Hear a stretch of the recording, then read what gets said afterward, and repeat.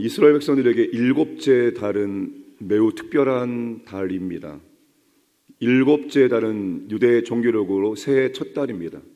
그래서 일곱째 달 첫날이 무슨 절기입니까? 나팔절로 시작이 되어집니다. 지난해를 보내고 새해를 시작하면서 하나님께 회개하면서 새롭게 결단하는 절기가 바로 나팔절 절기입니다.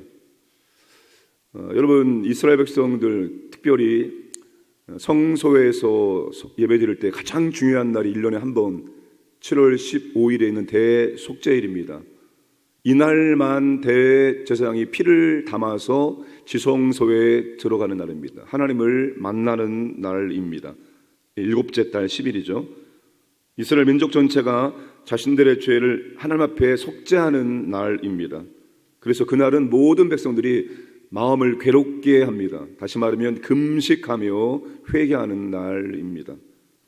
대속죄일이 지나고 5일 있다가 3대 절기 중에 하나인 장막절, 초막절이라고 해도 하죠, 시작이 되어집니다. 40년 광야 생활을 기념하기 위해서 7일 동안 초막에서 지냅니다.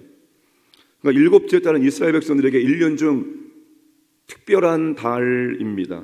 평상시보다도 하나님께 더 집중하고 더 회개하고 감사하고 예배 드리는 달이 바로 일곱째 달이라고 말할 수가 있습니다. 우리가 일주일 중에서 하루를 그렇게 보내고 있습니다. 어떤 날입니까? 주일입니다. 주일. 일주일 중에 하루를 그렇게 하나님께 집중하여 예배드리고 기도하고 회개하는 날, 하나님의 은혜와 사랑을 다시 공급받는 날, 일주일 중에 한 날이 바로 주일인데, 여러분, 그러면 하루 중에도 그런 시간이 있어야 되겠죠.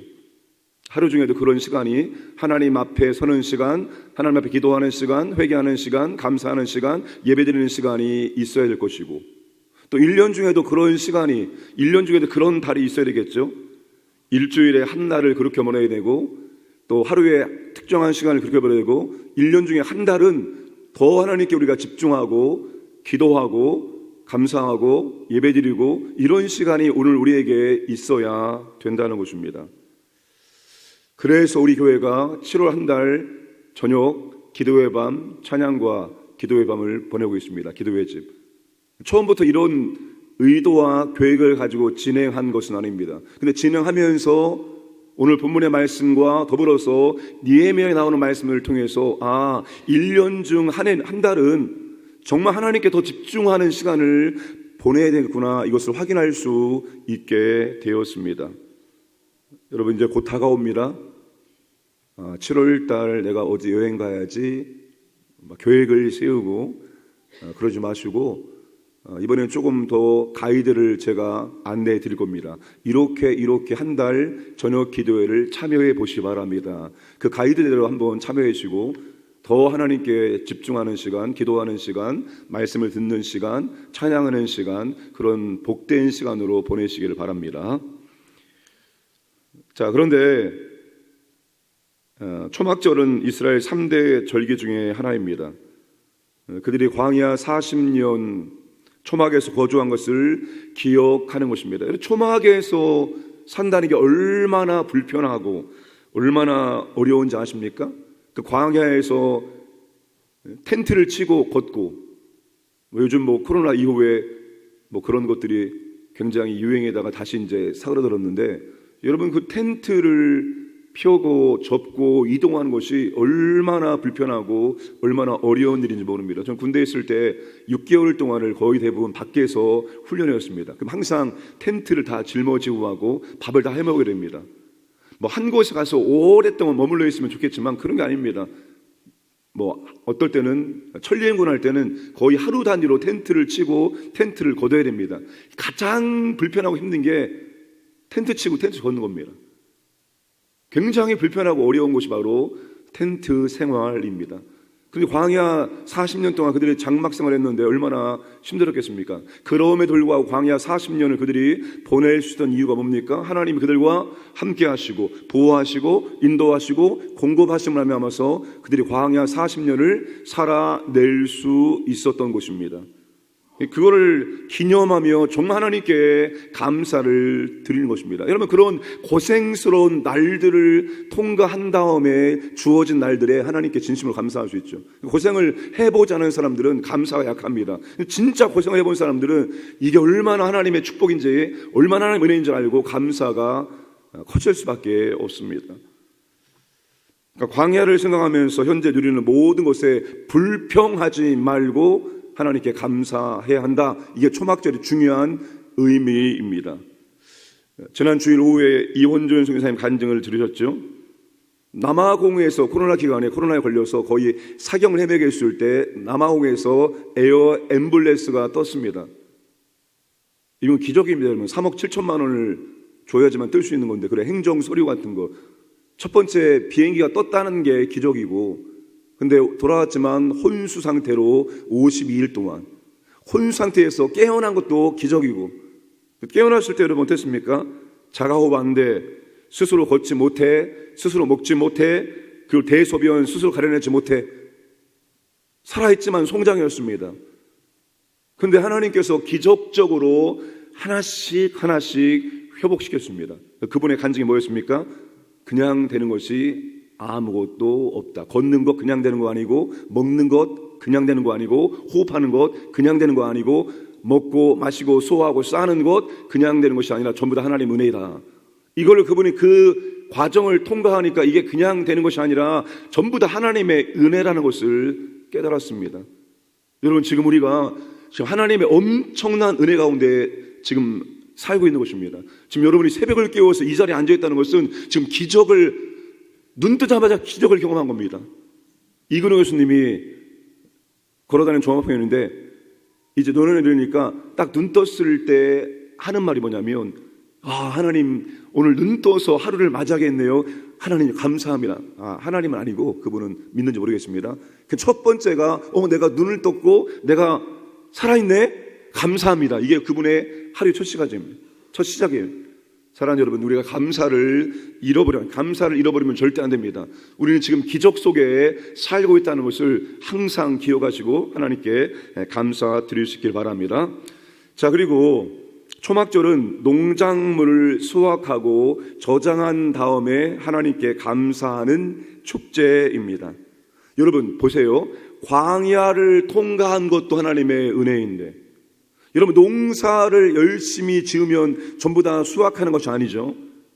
농사를 짓고 수확하는 것도 은혜이고, 그거를 여러분 창고에 저장하는 것도 은혜입니다. 근데 이 초막절은 대속죄일을 지낸 다음에 주어지는 절기입니다. 무슨 말입니까? 죄 사함 받고 정결하게 된 것도 감사. 그러니까 감사의 마지막 결과가 장막절로 하나님께 감사의 축제를 드리게 되어진다는 것입니다. 여러분, 그러면 정말 하나님께 감사한 것을 아는 사람은 하나님께 어떻게 감사를 표현해야 될까요? 감사의 마지막 결론이 장막절, 초막절인데, 진짜 하나님의 은혜에 감사한 사람은 어떻게 하나님께 감사를 표현해야 될까요? 입으로만 감사합니다, 감사합니다, 감사합니다. 그러면 이게 진짜 하나님께 감사한 사람의 모습일까요? 물론 입으로도 우리가 하나님께 감사를 표현해야죠. 오늘 여러분 장막절에 하나님께 드려지는 예배의 제물이 어떻습니까? 다른 절기와 비교되지 않을 정도로 하나님께 풍성한 예물로 지금 하나님께 예배를 드리고 있다는 놀라운 사실입니다.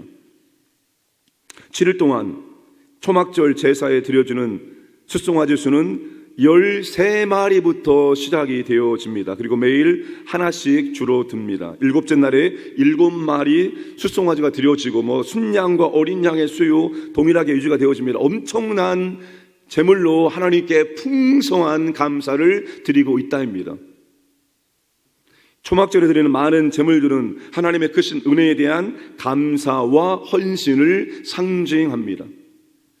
정말 하나님의 은혜와 사랑을 깨닫고 감사하는 분들은 두 가지로 반드시 표현이 되어져야 됩니다. 그게 뭘까요? 헌금과 헌신입니다. 아침부터 헌금 얘기해서 죄송한데, 진짜 하나님의 은혜에 감사한 분들은 두 가지로 표현되어야 됩니다. 헌금과 헌신으로. 둘 중에 하나는 표현되어야 된다. 둘 중에 하나는. 헌금의 액수로 표현되어지는 겁니다. 내가 진짜 하나님의 은혜, 하나님의 엄청난 은혜와 하나님의 감사를 받은 사람이구나 라는 것을 인정하는 사람은 헌금의 액수가 큽니다. 클 수밖에 없죠. 넘치게 드리는 것이 곧 감사와 믿음의 행위이기 때문입니다. 그래서 헌금과 믿음은 뗄래야 뗄 수 없는 관계입니다. 헌금 믿음 따라 드리게 되어 있기 때문에 돈이 많다고 해서 헌금을 많이 드릴 수 있는 거 아닙니다.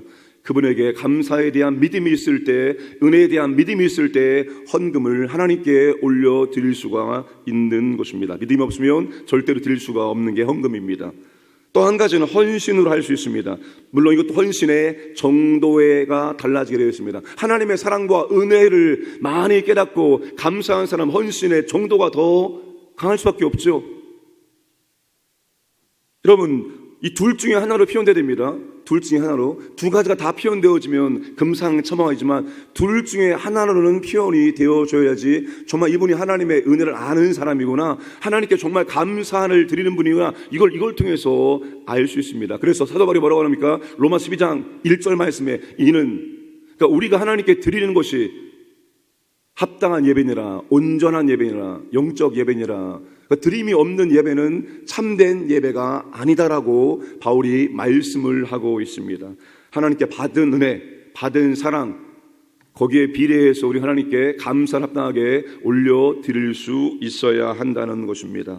사랑하는 여러분, 하나님의 사랑과 은혜 더 풍성하게 경험하시고 그 하나님 받은 사랑과 은혜를 표현을 잘 감당하시기를 주님의 이름으로 축복합니다. 좋으신 아버지 하나님 감사드립니다. 오늘도 우리에게 아버지 하나님 하루를 선물해 주심을 진심으로 감사드리고 하루의 첫 시간 먼저 아버지 앞에 나와서 말씀 듣고 기도할 수 있도록 은혜 주심을 감사드립니다. 우리가 아버지 하나님 하루의 특정한 시간을 그렇게 아버지 앞에 보낼 수 있기 원하며, 특별히 일주일에 한 날 주일을 그렇게 아버지 앞에 보내기 원하며, 1년에 한 달을 더욱더 아버지 앞에 집중하며 기도하며 말씀을 듣는 시간으로 보내기를 원하옵나이다. 하나님 아버지, 하나님의 주신 은혜와 사랑에 늘 감사하기 원합니다. 걷는 것, 숨 쉬는 것, 먹고 마시는 것, 소화하는 것, 이 모든 것이 저절로 되는 것이 아니라 하나님의 은혜로 되어진다는 것을 알고 항상 감사의 관점으로 모든 것을 바라보고 하나님께 감사의 생활을 해나갈 수 있도록 인도하여 주옵소서. 아버지 하나님, 특별히 우리가 아버지 앞에 받은 은혜와 사랑이 크오니 우리가 아버지 앞에 감사를 풍성하게 표현할 수 있도록 인도하여 주옵소서. 그것이 헌금이 될 수 있고 또한 헌신이 될 수 있습니다.